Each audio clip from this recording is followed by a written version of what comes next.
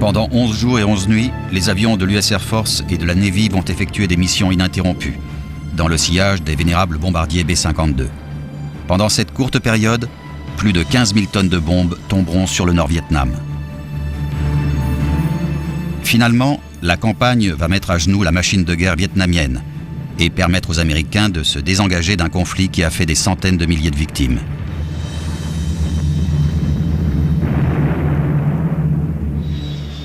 L'histoire de Linebacker 2 n'est pas seulement le récit d'une opération aérienne de grande envergure.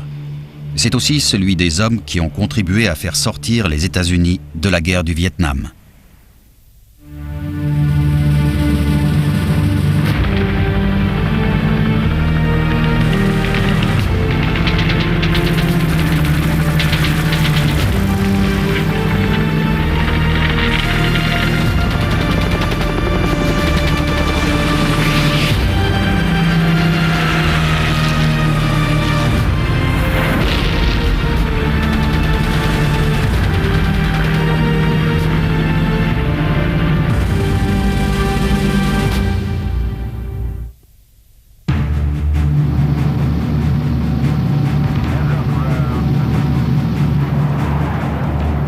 Entre août 1964 et mars 1968, l'aviation américaine, Air Force et Navy réunis, s'engage dans une stratégie de bombardement limitée sur le Nord-Vietnam, l'opération Rolling Thunder.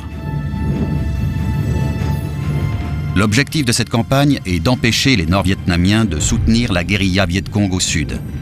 Il s'agit aussi d'avertir clairement le gouvernement du Nord que les États-Unis ne toléreront pas d'ingérence supplémentaire dans le Sud-Vietnam.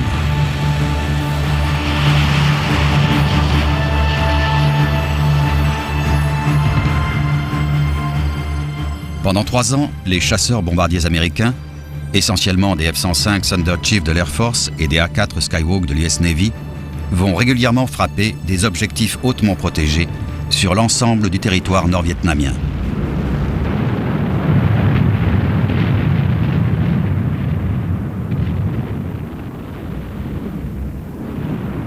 Les équipages affrontent les plus formidables défenses aériennes de toute l'histoire, alors même qu'ils doivent obéir à des ordres restrictifs extrêmement contraignants. La liste des sites interdits était 10 fois plus longue que celle des objectifs à bombarder. Interdit par-ci, interdit par-là, rien ici, rien là. On ne pouvait pas survoler Hanoï. On ne pouvait emprunter que certaines routes. C'était ridicule. En passant, on les voyait décharger des cargos à Haiphong. On se disait bien, encore des objectifs à éviter bientôt. La liste des interdits était énorme. En fait, l'aviation américaine s'en tire plutôt bien face aux défenses anti-aériennes du Nord-Vietnam. Mais les tergiversations stratégiques et les choix restrictifs et inefficaces en termes d'objectifs à frapper empêchent finalement de réduire le flot d'hommes et de matériel déversé du Nord au Sud-Vietnam. Le principe de l'opération Rolling Thunder était excellent, mais il n'a jamais été appliqué de façon rationnelle. À peine on avait commencé qu'on s'arrêtait. On recommençait, puis on s'arrêtait. Chaque fois, on avait l'impression d'être efficace, mais il fallait arrêter les bombardements, ce qui leur permettait de réparer tout ce que nous avions endommagé. Il n'y avait aucune continuité, on ne détruisait pas tous les ponts d'un secteur. On passait en vitesse, on frappait une cible, on filait ailleurs, on en bombardait une autre.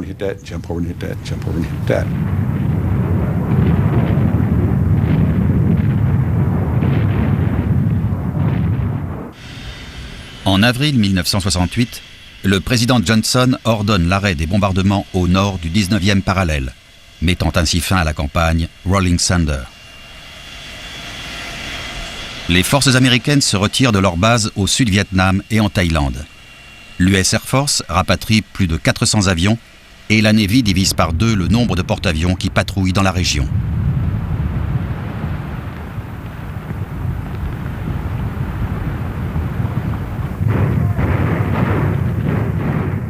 Si les bombardements au Nord-Vietnam ont cessé, la guerre terrestre au sud se poursuit. De plus, les centaines d'aviateurs abattus pendant les missions Rolling Thunder sont toujours retenus prisonniers dans les camps du Nord.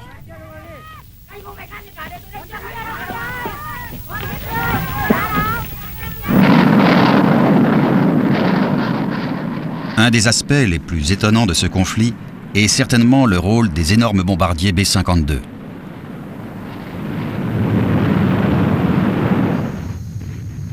Pendant la durée de Rolling Thunder, même lorsque les bombardements sur le nord sont arrêtés, les B-52 sont chargés de l'appui aérien rapproché des troupes au sol dans tout le sud du pays. Pour beaucoup d'aviateurs en service dans le sud-est asiatique, l'interversion des rôles respectifs des B-52 et des chasseurs-bombardiers, pourtant plus petits, est une énigme. La logique voudrait en effet que des bombardiers plus petits soient plus efficaces pour l'appui aérien rapproché à basse altitude, alors que les gigantesques B-52 auraient été plus appropriés pour les bombardements au Nord-Vietnam.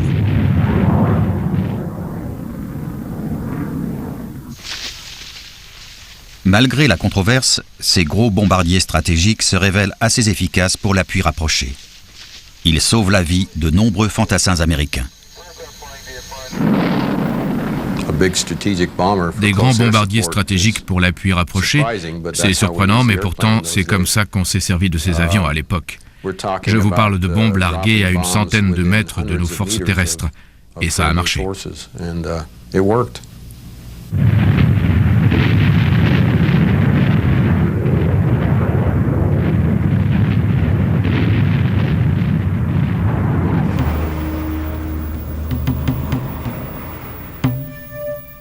Les bombardements cessent de fin 1968 jusqu'en 1971. Pendant cette période, la guerre aérienne vise plus particulièrement la ligne d'approvisionnement vers le sud, la célèbre piste Ho Chi Minh. Cette piste est en fait un vaste réseau d'anciens sentiers pédestres et de routes qui part du Nord-Vietnam et traverse les montagnes ainsi que la jungle du Laos et du Cambodge. Elle est devenue la principale voie d'approvisionnement des forces communistes du sud du pays. On estime que plus de 60 tonnes de marchandises empruntent quotidiennement ce réseau de routes.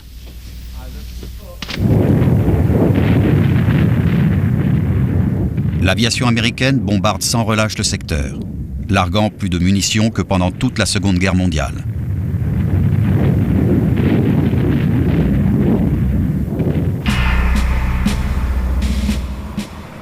Le Nord-Vietnam profite des arrêts de bombardement pour renforcer sa puissance militaire. Au début de la guerre, les défenses nord-vietnamiennes sont limitées à 36 MiG-17 et environ 1500 canons antiaériens. En 1971, la situation a considérablement changé. L'armée de l'air nord-vietnamienne dispose de 250 MiG, dont de nombreux exemplaires du MiG-21, le tout dernier chasseur de construction soviétique.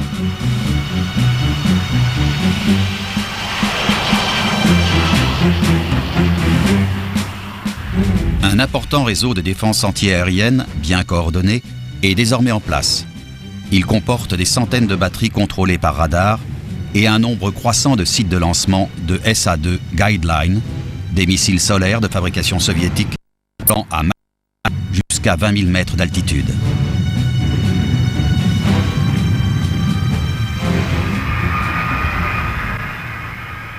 Au milieu de 1971, les forces nord-vietnamiennes sont de plus en plus agressives.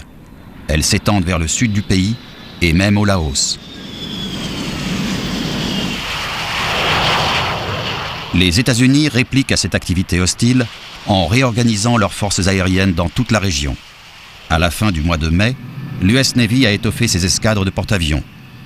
Plus de 375 F-4 Phantom, 206 B-52 et des centaines d'avions auxiliaires sont stationnés dans les bases du Sud-Vietnam, de la Thaïlande et de l'île de Guam.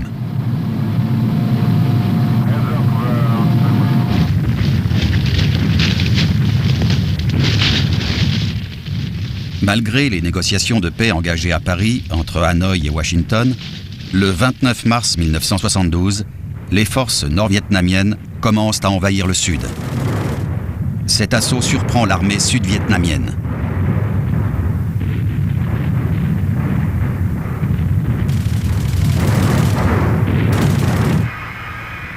En guise de représailles, le président Nixon lance l'opération Freedom Train.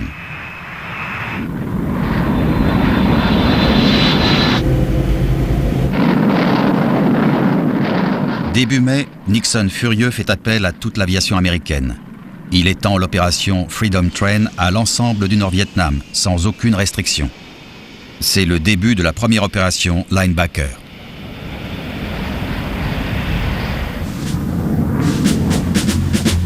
À la différence de ce qui s'est passé lors de Rolling Thunder, l'administration Nixon donne carte blanche aux chefs militaires pendant la campagne Linebacker. Les règles d'engagement sont assouplies. Les pilotes n'ont plus besoin d'autorisation pour frapper des objectifs considérés jusqu'alors comme politiquement sensibles.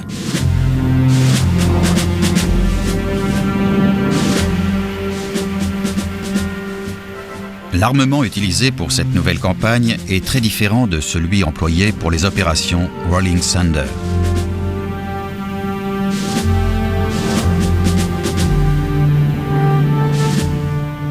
Les bombes à guidage laser qui équipent les F-4 Phantom ont désormais une précision de l'ordre de quelques dizaines de centimètres et améliorent l'efficacité des frappes aériennes.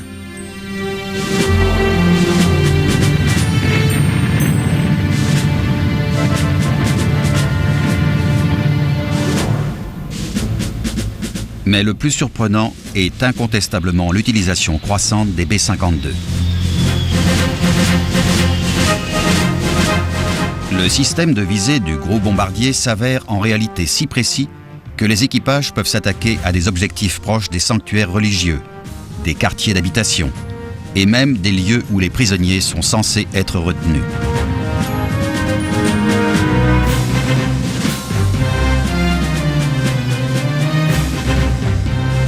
Pendant toute la campagne Linebacker, les formations d'attaque bombardent de nombreux objectifs précédemment interdits, comme les entrepôts de carburant, les bases aériennes, les ports, des cibles que les aviateurs attendaient de frapper depuis des années.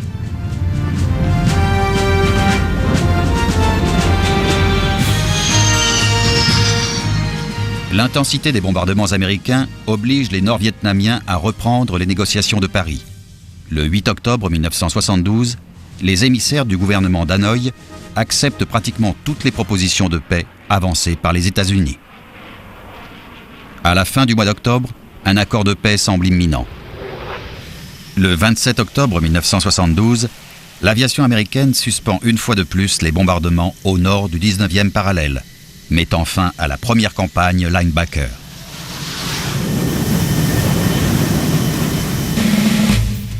Comme par le passé, les Nord-Vietnamiens interprètent cet arrêt comme un signe de faiblesse et en profitent pour faire avancer leur position.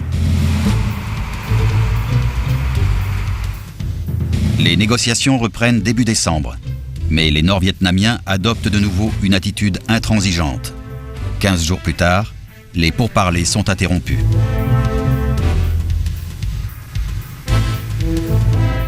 Le président Nixon pose un ultimatum aux Nord-Vietnamiens. S'ils ne reviennent pas s'asseoir à la table de négociation, les bombardements redoubleront de force. Pas de réponse. La réplique de Nixon est rapide et décisive. Le 18 décembre 1972, les états-majors reçoivent l'ordre suivant. Vous devez mettre toute votre puissance, je répète, toute votre puissance de B-52 pour frapper les secteurs de Hanoï et de Haiphong. La nouvelle campagne est baptisée Linebacker 2.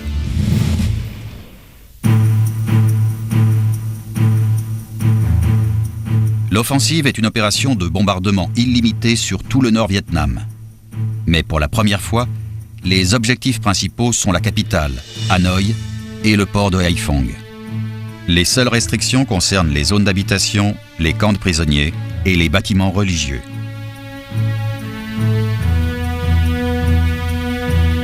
À l'origine, Linebacker 2 doit durer 3 jours, pendant lesquels l'effort maximum est demandé. Mais les aviateurs ont pour instruction de prolonger l'attaque en cas de nécessité.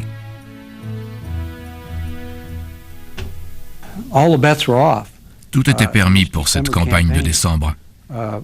Nous avons attaqué tout ce que nous pouvions.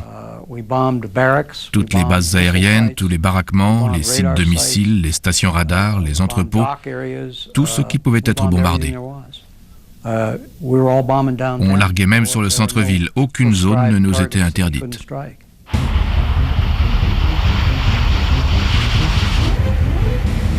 Pendant l'opération Linebacker 2, les aviateurs américains courent de plus gros risques que leurs prédécesseurs. Les MiG nord-vietnamiens sont plus nombreux et les pilotes sont mieux entraînés.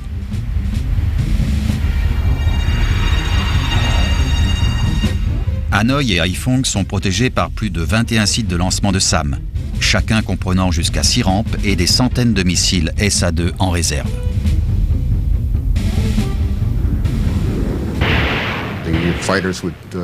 Les chasseurs venaient vers nous pour essayer de nous faire larguer nos bombes avant d'atteindre nos cibles. Les SAM servaient à protéger les intercepteurs ou à nous abattre. S'ils réussissaient à nous faire perdre de l'altitude, la DCA entrait en action. Ils étaient extrêmement efficaces. Il faut dire qu'ils avaient eu largement le temps de perfectionner leur système. Nous savions qu'il y aurait beaucoup de SAM. Nous étions prévenus que les MiG nous attaqueraient. Nous étions très vulnérables. Les B-52 ne s'étaient jamais aventurés si loin vers le nord et n'avaient encore jamais eu à bombarder des objectifs aussi bien défendus.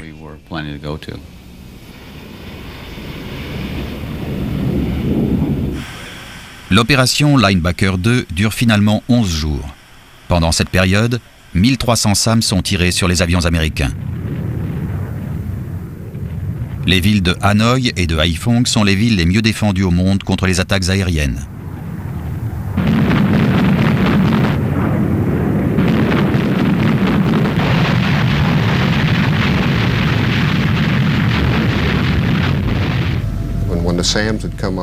Lorsque les SAM montaient vers nous à travers la couche nuageuse, on pouvait voir une grosse boule de feu, puis des petites flammes qui apparaissaient quand ils sortaient des nuages.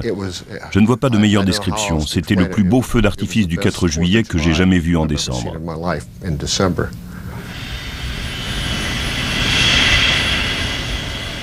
L'essentiel des forces aériennes utilisées pour Linebacker 2 est constitué de 206 bombardiers B-52 décollant de la base d'Anderson à Guam et de celle d'Utapao en Thaïlande. Les énormes machines arrivent sur l'objectif à environ 10 000 mètres d'altitude. Au sol, on les entend à peine. Pour les Nord-Vietnamiens, le premier signe de l'attaque est souvent le souffle des bombes qui explosent autour d'eux.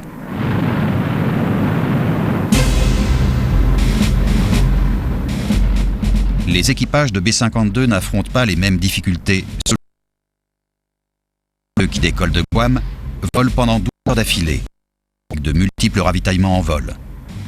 Pour eux, les missions sont longues et harassantes. Les missions qui partent de Thaïlande sont plus courtes, seulement 4 heures, mais plus fréquentes. Les équipages se trouvent plus souvent confrontés aux défenses aériennes. Beaucoup d'hommes n'ont encore jamais volé en conditions de combat réelles, ce qui accroît la tension au cours de missions déjà très difficiles. Nous ne nous étions jamais trouvés en situation de combat où la pressurisation change. Les voix changeaient et devenaient plus graves. Il fallait vraiment connaître chaque homme d'équipage pour reconnaître sa voix. Nous ne savions pas exactement ce qui se passerait dans ces conditions.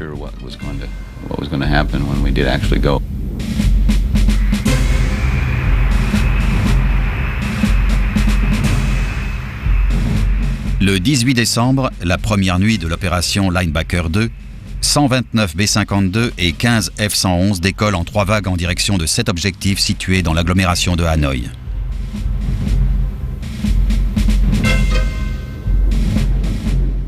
Les pilotes de B-52 emploient presque les mêmes tactiques que celles utilisées pendant les opérations Rolling Thunder. Les bombardiers approchent de Hanoï par vagues. Des groupes de 3 avions se succèdent à la même altitude, volant dans la même direction.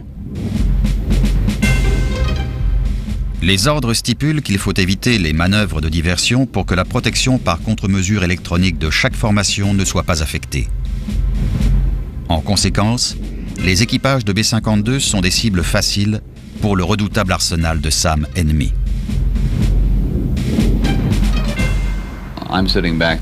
J'étais à bord essayant de brouiller leur radar et de tromper leur système de guidage. J'essayais aussi de voir où étaient les missiles. Nous n'avions pas le luxe de pouvoir manœuvrer pour les esquiver, comme pouvaient le faire les pilotes des chasseurs. C'était pour nous une nouvelle expérience de voir tous ces missiles qui se dirigeaient sur nous en même temps.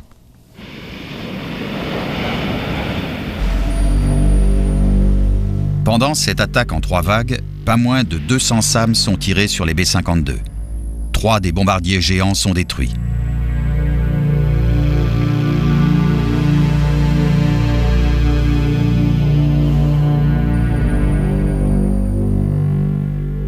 Suite aux pertes du premier jour, les tactiques sont modifiées pour permettre aux avions d'effectuer des manœuvres évasives au cours des phases d'approche et de sortie des zones de bombardement.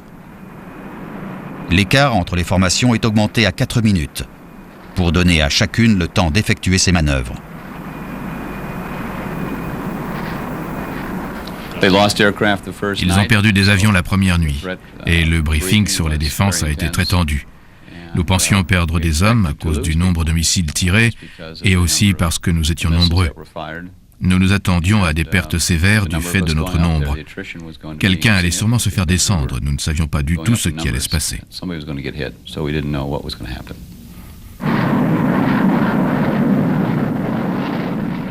Les tactiques sont modifiées pour le second raid de nuit. Ces changements évitent de nouvelles pertes de B-52. Mais les pilotes de l'aviation américaine découvrent à leurs dépens qu'ils ne sont pas les seuls à exploiter leur expérience des premières missions.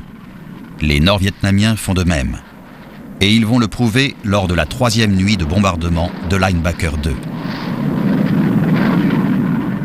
Les premières vagues d'attaque lors de cette 3e nuit sont effectuées par 33 B-52. 6 d'entre eux réussissent à frapper des ateliers de réparation de matériel ferroviaire à Gia Lam, dans la banlieue de Hanoï. Mais les autres avions ne bénéficient pas des mêmes circonstances. Les autres B-52 tombent sur un intense rideau de SAM lorsqu'ils viennent bombarder la gare de triage de Yen Vien. Les défenseurs lancent 130 missiles sur les 27 bombardiers. 3 appareils lourdement chargés de bombes explosent en vol. Tous les avions de la seconde vague de la soirée reviennent indemnes, mais la 3e vague d'attaque va rencontrer une résistance formidable. 3 B-52 sont encore abattus par des missiles SA-2, tous frappés au moment où ils virent, après le largage de leurs bombes. Une des choses les plus impressionnantes que j'ai vues au Vietnam fut un B-52 touché sous le fuselage par un SAM, qui tombait en spirale à travers les nuages. Tout le ciel était éclairé parce qu'il y avait des nuages en altitude. Le B-52 avait été touché au-dessus de cette couche. C'était comme un énorme néon qui éclairait les nuages. Et quand il est passé en spirale à travers la couche nuageuse, on le voyait brûler, illuminé par ses propres flammes.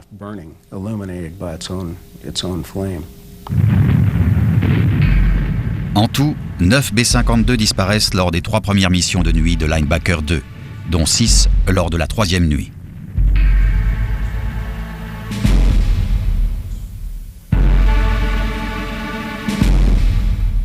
Les bombardements ne surprennent pas les Vietnamiens, mais ils n'ont pas prévu la violence des attaques. Pourtant, ils apprennent vite à utiliser à leur avantage le talon d'Achille du B-52.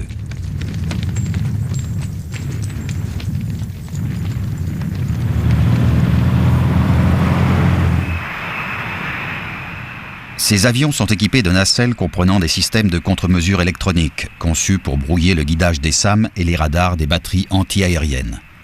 Lorsque les bombardiers volent en formation serrée, cette cellule est protégée par un bouclier électronique. Mais dès que la formation est rompue, le barrage virtuel est beaucoup plus faible. On était supposé effectuer des manœuvres en douceur, estimées beaucoup plus efficaces. Il fallait rester groupé. Si quelqu'un se mettait à faire une manœuvre d'évasion, il rompait la formation et la transformait en 3 cibles séparées. En s'isolant, on perdait ce qu'on appelait la protection mutuelle par brouillage, dont bénéficiaient les 3 avions ensemble.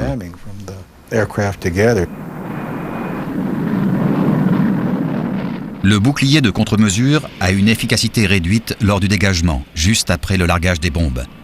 La manœuvre même rend la nacelle du B-52 totalement inefficace. Les bombardiers ne sont plus protégés. En outre, seulement la moitié des B-52 modèle G a reçu les nacelles de contre-mesure les plus récentes, qui assurent une meilleure protection. D'autre part, plusieurs émetteurs de CM sont défectueux. Les conséquences sont dramatiques. Pourtant, les équipages constatent que ce sont surtout les erreurs tactiques qui entraînent la perte des B-52.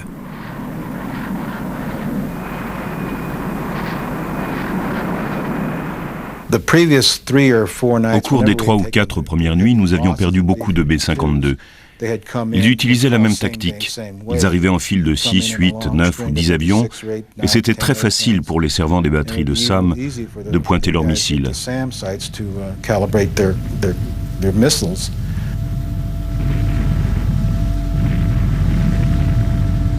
Démoralisés par des pertes croissantes, les équipages poussent les commandants d'escadre à modifier les tactiques en tirant les leçons des combats de la nuit précédente. On était souvent touchés, alors on a demandé quelques changements. On voulait avoir le droit d'utiliser des tactiques qui n'avaient pas été autorisées jusque-là. On a aussi demandé l'autorisation de virer vers l'océan après le largage, au cas où on serait touché, pour se trouver en zone non hostile. On a obtenu 75% de ce qu'on demandait.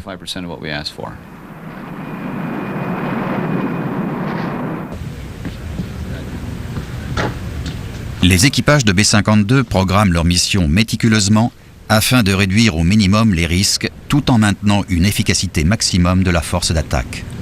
Ils proposent d'abord de varier les routes aériennes d'entrée dans l'espace aérien du Nord-Vietnam, puis de modifier arbitrairement les altitudes de séparation entre les formations et enfin de pratiquer des approches croisées au moment où les bombardiers s'apprêtent à larguer leurs bombes.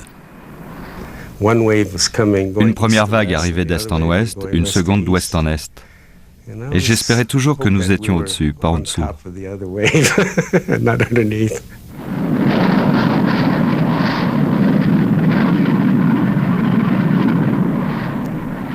Les tactiques s'améliorent grâce au changement d'angle d'inclinaison en virage au moment de l'éloignement, ce qui réduit l'inefficacité des contre-mesures électroniques. C'est aussi la première fois qu'on utilise une route de sortie sud-est aboutissant au golfe du Tonkin.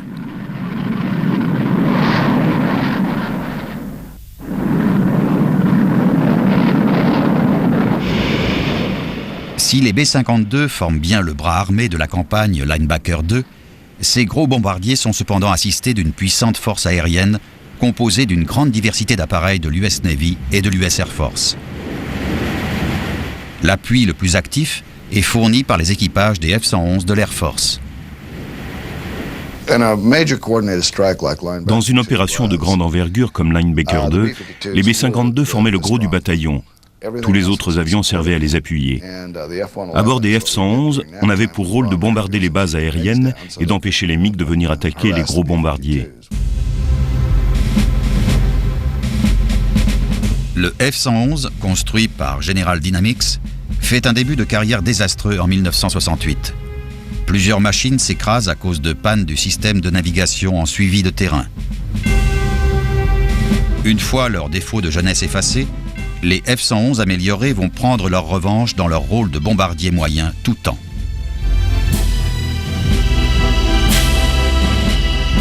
Moins de 33 heures après leur départ de la base de Nellis dans le Nevada, une cinquantaine de F-111 arrivent sur le théâtre des opérations, prêts à participer au raid de la campagne Linebacker. Leurs équipages sont impatients de faire leurs preuves et de démontrer les capacités de leur nouvel appareil.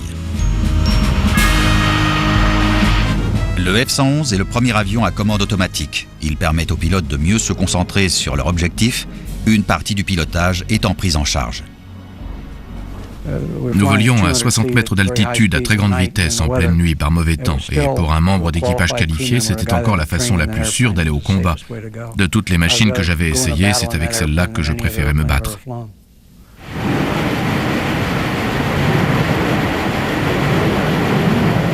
Le F-111 est employé à bon escient dans des missions qui exploitent tous ses avantages. Son importante charge utile, son excellent système de navigation et ses capacités tout temps. Arrivant vite à basse altitude, les équipages de F-111 réussissent à frapper les objectifs les mieux défendus du Nord-Vietnam, comme les bases de MiG, les aérodromes et plus tard les sites de lancement de missiles SAM.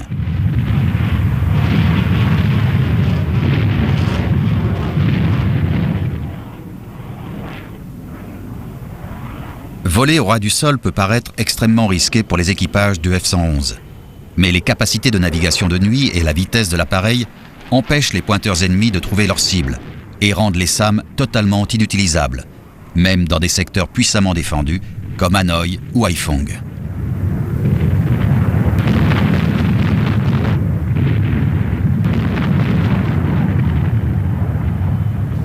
Je me souviens d'un terrain d'aviation au nord-est de Hanoï que j'ai bombardé une nuit vers 3 heures du matin. Malheureusement, un de nos avions venait de le toucher et les avait tous réveillés. Ils étaient furieux. Je n'avais jamais vu un tel enfer. En passant au-dessus d'eux, j'ai vu la piste et j'ai largué mes bombes. Mais il y avait un véritable mur de feu, ça tirait de tous les côtés. Je n'avais encore rien vu de pareil. Le plus impressionnant, c'était un affût de 4 canons de 37 montés ensemble. Et les traçantes formaient un véritable faisceau de lumière rouge. 4 rayons rouges qui ont duré longtemps. En fait, ils sont passés juste au-dessus du nez de l'avion. Je m'en souviens encore parfaitement. Tous ces tirs dirigés sur nous et ces rayons rouges passant au-dessus de l'avion, je me demande encore comment je n'ai pas été touché.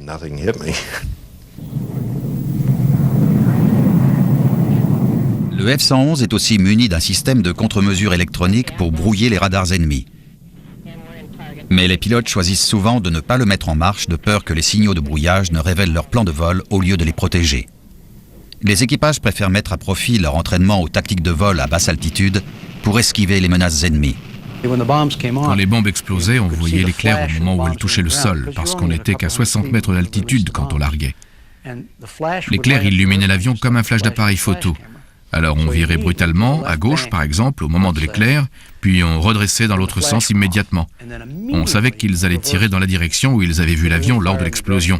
L'éclair les aveuglait, tout comme nous.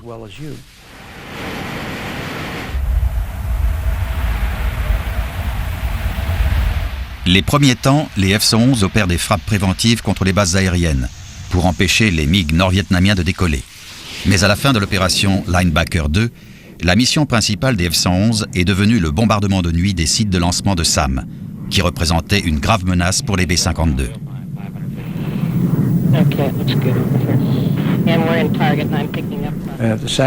Les hommes du SAC nous avaient à la bonne.